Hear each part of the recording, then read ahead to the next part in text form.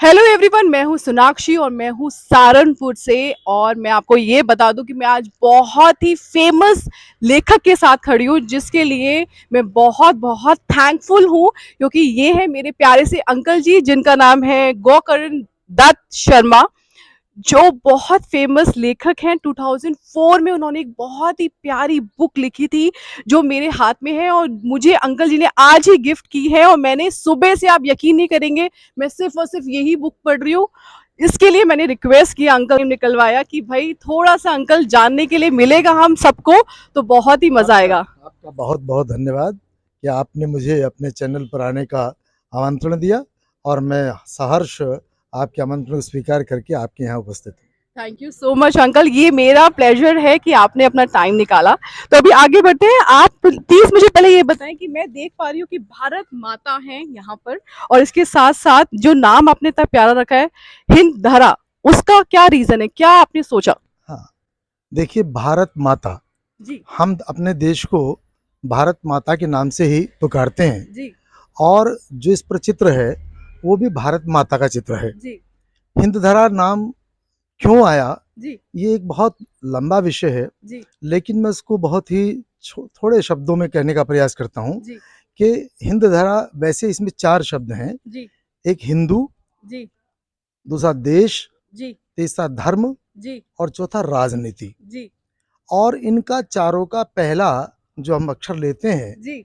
उसको लेकर के एक शब्द बन जाता है हिंदधरा, और वो भी अपना में अरे पूर्ण हो जाता है। बिल्कुल, मैं इसके लिए तालियां बजाना चाहूंगी पहले, क्योंकि आपने जो ये वाली बात बोली, मैं इसको कनेक्ट ही नहीं कर पाई और मैं सोच रही थी कि नाम अंकल ने क्यों लिखा है। तो एक प्यारी सी ताली अंकल के लिए। Thank you, thank you, thank you. So uncle, आगे बढ़ते हैं। आपने जैसे बताया कि आपने 4 वर्ड्स यूज किए हैं, और मैं चारों के बारे में अगर सोचूं तो हिंदू मतलब हम लोग हिंदू। जी। सो आप इनको चारों को एक्सप्लेन कर पाएंगे? हाँ, बिल्कुल। दरअसल जो हिंदू शब्द है जी। वो एक बहुत विस्तृत और बहुत प्राचीन शब्द है। जी। कुछ लोगों ने हिंदू को संप्रदाय के रूप में कहा, जी। जबकि हिंदू संप्रदाय नहीं है। जी। और कुछ लोगों ने हिंदू को धर्म कहा, बिल्कुल। हिंदू धर्म भी नहीं है, चूंकि धर्म हमारा सनातन है।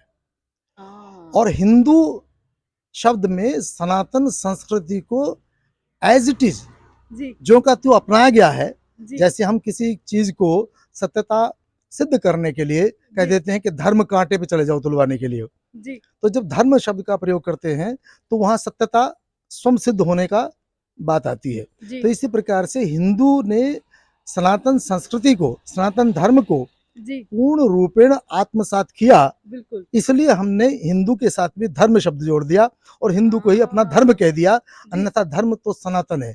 पूरे संसार के अंदर जी। एक ही धर्म है सब लोगों का, जी। वो है सनातन।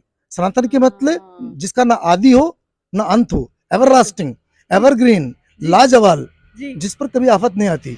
ईश्वर सनातन है। मैं, जैसे हाँ। मेरा नाम गोकर्ण दत्त शर्मा है, बिल्कुल मैं अंकल। और मेरी वाणी इस जी। समय अलग नहीं है, जी। दोनों चीज एक है। इसी जी। प्रकार से ईश्वर और उसकी वाणी अलग नहीं है। धर्म भी ईश्वर, धर्म भी सनातन है और जी। ईश्वर भी सनातन है। दूसरी अरे। चीज कोई सनातन है ही नहीं। जी। बाकी जितने संप्रदाय जी। शुरू हुए देश के अंदर, जी। जैन पंथ, बौद्ध पंथ, सिख पंथ, जी। आज हमने सबके सामने धर्म जोड़ दिया है, जबकि ये सब पंथ हैं। धर्म तो अच्छा। जब राम थे तब भी था, जब कृष्ण थे तब भी था, जी। जब बुद्ध थे तब भी था, जी। जब महावीर थे तब भी था। जी। धर्म तो सदा से सदा के लिए है, वो तो जी। एवरलास्टिंग है, एवरग्रीन है। जी। इसलिए धर्म तो केवल सनातन है, चाहे आप उसे ईश्वर का नाम कहें, अल्लाह कहें, गॉड कहें, कुछ भी कहें, जी। क्योंकि वो सनातन है।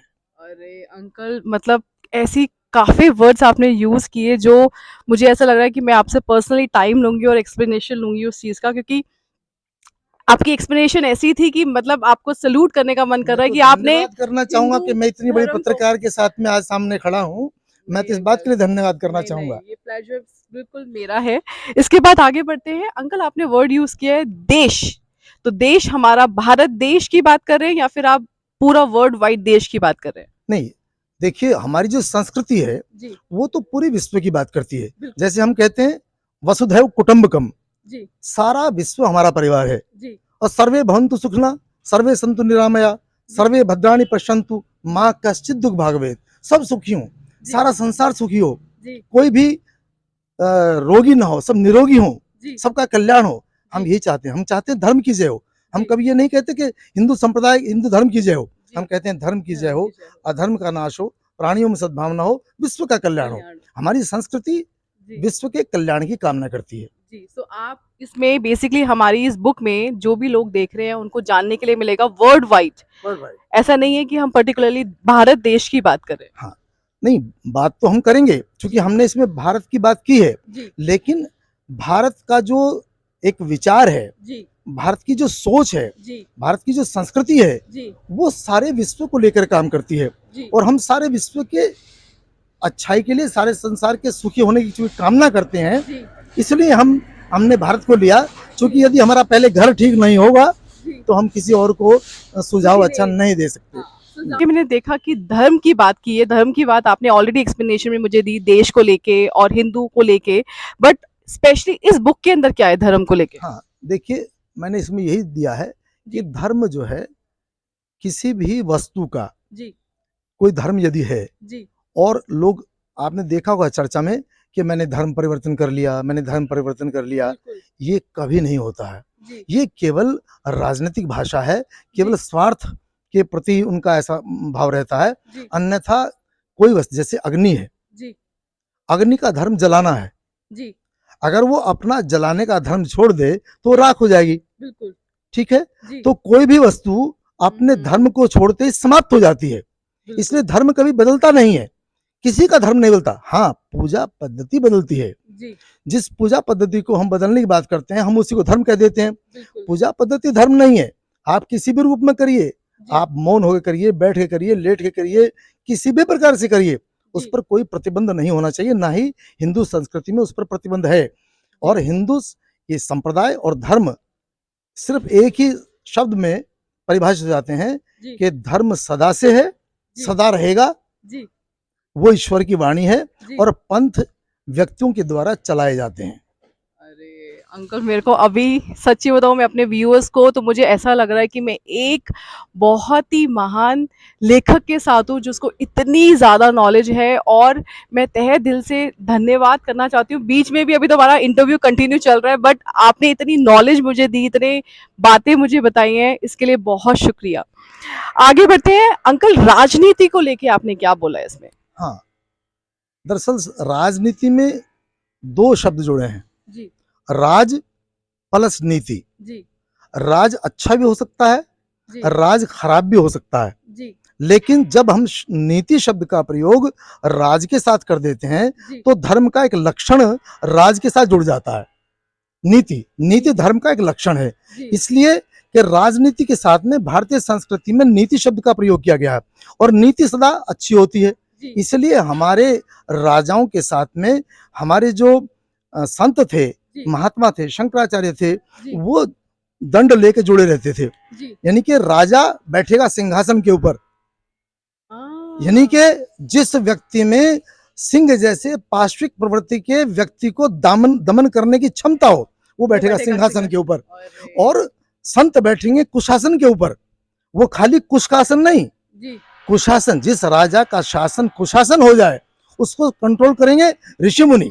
और पहले हमारी संस्कृति में ऐसा ही होता था कि यदि राजा भ्रष्ट हो गया, राजा बेईमान हो गया, जी तो हमारे संत मुनि ऋषिगण उसको गद्दी से उठा करके एक तरफ कर देते थे और उसको कंट्रोल करते थे। इसलिए नीति शब्द, राज के साथ में नीति शब्द जोड़ा गया। आप लोग मेरी शक्ल देख के समझ पा रहे हो कि मैं बिल्कुल स्पीचलेस हूँ, क्योंकि मैंने 4 एक्सप्लेनेशन अंकल से ली और चारों के अलग ही महत्वपूर्ण आंसर्स थे, और मैंने अभी एक्चुअली 4 पेजेस ही पढ़े हैं, बट मैं बहुत एक्साइटेड हूँ उसको पढ़ने के लिए। दूसरे में एक बात और कहना चाहता हूँ कि राजनीति में धर्म हो या धर्म में राजनीति हो, जी धर्म के अंदर कभी राजनीति नहीं होनी चाहिए, जी लेकिन राजनीति में धर्म होना चाहिए। जो मैंने नीति शब्द कहा, जी ठीक है। जिस प्रकार से एक नौका एक समुद्र में चलती है, जी जी अब नौका जल में हो या जल नौका में हो, जी जल के ऊपर नौका हो, जी चलाने वाला कौन हो? अगर हम जल जल नौका में चला जाएगा जी तो नौका डूब जाएगी। बिल्कुल लेकिन हम राजनीति और धर्म को अलग नहीं कर सकते। जिस प्रकार से हम पानी को और नौका को अलग नहीं कर सकते, रहेंगे एक साथ, लेकिन कौन किस में रहे ये महत्वपूर्ण है। वो तभी डिसाइड होगा उसी ये, टाइम पे। ये महत्वपूर्ण नहीं, राजनीति धर्म के अंदर नहीं हो सकती, जी धर्म राजनीति में होना चाहिए। अगर राजनीति में धर्म नहीं होगा तो अधर्म हो जाएगा, बिल्कुल अंकल, ये बिल्कुल, उसका। बिल्कुल। मैंने इतना कुछ जाना और इसके साथ साथ आप सब ने भी जाना। मेरे दिमाग में क्वेश्चन आ रहा था अंकल, जो आपने ये बुक लिखी 2004 में, तो आई एम श्योर इसके पीछे कुछ रीजन रहा होगा, कुछ ऐसी चीजें थी जो आप लोगों को मैसेज देना चाह रहे थे, या आपकी माता के थ्रू, या कुछ, या आपके अंदर नॉलेज कहाँ से आई, पहले तो मैं ये जानना चाहती देखिए, पहले तो मैं माँ भगवती परमपिता परमात्मा का हूँ। इस बात के लिए बहुत उनका वंदन करता हूँ, जी उनको नमन करता हूँ कि उन्होंने मुझे प्रेरणा दी कि मैं इस विषय पर लिखूं। जी और इस विषय के पीछे लिखने के ये उद्देश्य था कि जी एक तो समाज के अंदर बार बार ये बात आती थी कि धर्म को राजनीति से अलग करिए, धर्म को राजनीति से अलग करिए, धर्म को राजनीति से अलग करिए, जी ठीक है, क्योंकि वो धर्म का महत्व नहीं समझ रहे थे, धर्म की परिभाषा नहीं समझ रहे थे, ये विषय आया। दूसरा एक जो महत्वपूर्ण बिंदु है जो अभी मैं छूटा हुआ है इसमें, जी क्योंकि ये बहुत विस्तृत है, जब आप पढ़ेंगे इस पुस्तक को और पूरी तब जानकारी होगी। जी उन्होंने पढ़ा, उन्होंने हिंदूज को इंदूज बोला, इंदूज लिखा हिंदूज को, और हमने उसको इंडस पढ़ लिया। नहीं तो इंडस कोई शब्द नहीं है, ये हिंदू शब्द है, हमारा बिल्कुल सही शब्द है। और जिस तरीके से आप एक्सप्लेन भी कर रहे हैं अंकल, मुझे ऐसा लगता है कि आपका और भी टाइम मुझे भी और मेरे चैनल को भी चाहिए होगा, क्योंकि आप एक एक चीज़ को इतनी डिटेल में हम सबको बता रहे हैं जो शायद मेरी ऑडियंस और मुझे खुद को नहीं पता है। तो इसके लिए तो बहुत बहुत बहुत थैंक यू अंकल, मैं थैंक यू। आपका आभारी हूँ, मैं आपका आभारी रहूंगा, और जब भी कभी जी आपका चैनल मुझे आमंत्रित करेगा, मैं बिल्कुल अपना सौभाग्य समझूंगा कि मैं जी आपके चैनल पर आऊं और जी आपसे चर्चा कर सकूं। बिल्कुल आपका भी बहुत बहुत धन्यवाद कि जी मैंने अपने इतने उच्च कोटि की विद्वान जी एक अपने एंकर के साथ में आज वार्ता करने का मौका मिला। Thank you. Thank you very much uncle. हम लास्ट में ऐसे नहीं जाने देंगे आपको, बस एक लास्ट क्वेश्चन कि आपका ये इतना इम्पोर्टेंट बुक जो आपने 2004 में अपना दिल लगा के लिखी, ये पहली बुक आपने किसको गिफ्ट करी थी, कौन था वो इंसान? ये पहली बुक मैंने जगत गुरु शंकराचार्य वासुदेवन सरस्वती जी महाराज को गिफ्ट की थी, क्योंकि उन्होंने इस पुस्तक का विमोचन किया था। इसमें हमारे राज्यपाल थे शास्त्री जी, उनको आना था, लेकिन उनका अचानक डेथ हो जाने के कारण वो नहीं आ पाए थे। जगदगुरु शंकराचार्य जी उसमें थे, उसमें डिस्ट्रिक्ट जज थे, कलेक्टर थे, सारे लोग सहारनपुर के उसमें उपस्थित थे जब ये इसका विमोचन हुआ था। Very nice. सो अंकल, आपने अभी वर्ड यूज किया सहारनपुर, तो मैं समझ पा रही हूँ कि आप सहारनपुर से ही हैं, तो आपको कितना टाइम हो गया, मतलब आपने ये बुक सहारनपुर में ही लिखी थी? हाँ नहीं, मैंने रामपुर मनिहारान, क्योंकि मेरा गांव सोनार्जुनपुर है, मैं एक गांव में पैदा हुआ हूँ, एक सामान्य परिवार में पैदा हुआ हूँ, और रामपुर मनिहारान में मेरे भाई लोग रहते हैं। मैंने उन्हीं के पास रहते हुए ये पुस्तक को लिखी। 40 वर्ष करीब मुझको सहारनपुर में रहते हुए हो गए हैं, क्योंकि जिला हमारा एक ही है, रामपुर मनिहारान, गाँव भी हमारा जनपद सहारनपुर, उत्तर प्रदेश, इंडिया में ही पड़ता है। बहुत अच्छी बात। सो अंकल, आप उस टाइम पे कितने साल के थे? आई एम श्योर ये क्वेश्चन थोड़ा सा अलग सा है, बट मेरी जनता और मैं खुद जानना चाहते हैं कि इतनी महत्वपूर्ण, इतने अच्छे वर्ड्स, इतनी नॉलेज, सो मैं आपकी उम्र जानना चाहती हूँ जिस टाइम पे आपने ये लिखना स्टार्ट किया। मेरी इस समय आयु जो है 68 है, और ये समझिए 18 वर्ष पहले लिखी गई थी, तो समझिए 50 वर्ष की आयु में ये मैंने कंप्लीट कर दिया। और कितना? 2 वर्ष 2 वर्ष लगे आपको? अरे, तो आप लोग समझ सकते हैं कि मैं कितने महत्वपूर्ण पुस्तक के साथ हूँ और कितने नॉलेज वाले लेखक के साथ हूँ, जिन्होंने ये भरपूर नॉलेज हमें दी है, जिसका हर एक चीज़ कनेक्टेड है हमारी लाइफ के साथ, जिसका हर एक चीज़ आप खुद से पढ़ेंगे तो आप समझ पाएंगे कि देश क्या होता है, हिंदू क्या होता है। और मैं आपको लास्ट में ये भी बता दूं कि ये सिर्फ हिंदू धर्म के बारे में नहीं है, हम सबको इस बारे में नॉलेज देना चाह रहे हैं, तो ये वर्ल्ड वाइड कोई भी इसको ले सकता है। अच्छा, लास्ट क्वेश्चन अंकल, कि ये अमेज़न या कहाँ से लोग ले सकते हैं, कहाँ, इस कोई सुपरमार्केट है या ऑनलाइन ऑर्डर कर सकते हैं, कहाँ? मैंने इसका कोई प्रचार प्रसार नहीं किया है। इस पुस्तक की करीब 5000 प्रति अब तक जा चुकी हैं, जो सीधे मेरे संपर्क से ही चली गई हैं। जी, सो और 5,000 जा चुके हैं, जी। लेकिन अभी मेरे चैनल के थ्रू लोग डेफिनेटली इसको पढ़ना चाहेंगे, तो वो कहाँ से ले सकते हैं? मेरा एड्रेस इसमें है जी, और मेरा फ़ोन नंबर इसमें है, जी, उसमें वो उससे प्राप्त कर सकते कर हैं। सकते हैं। जी।